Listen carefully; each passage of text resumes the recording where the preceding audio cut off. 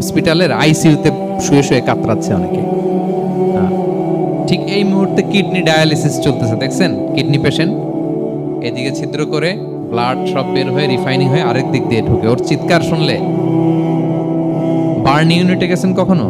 আগুনে পোড়া রোগী, আপনার তো অনেক কিছু নাই, আমার এটা নাই ওইটা নাই, আল্লাহ এটা দিল না, এটা নিয়ে আসেন। আপনি বার্ন ইউনিটে একদিন যায়েন, তাহলে বুঝবেন যে আল্লাহ আপনাকে কত শান্তিতে রেখেছে। না খেয়ে কয় রাত কাটিয়েছি আমরা, বলেন তো?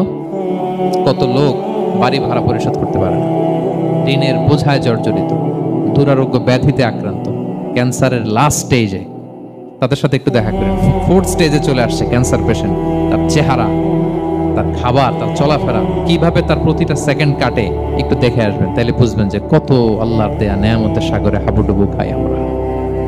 এজন্য আল্লাহ বলেছেন 3 নম্বর কর্মসূচি হচ্ছে ওয়া আম্মা বিনি'মাতি রাব্বিকা ফাহাদ্দিস, আল্লাহর নেয়ামতের শুকরগুজার হও।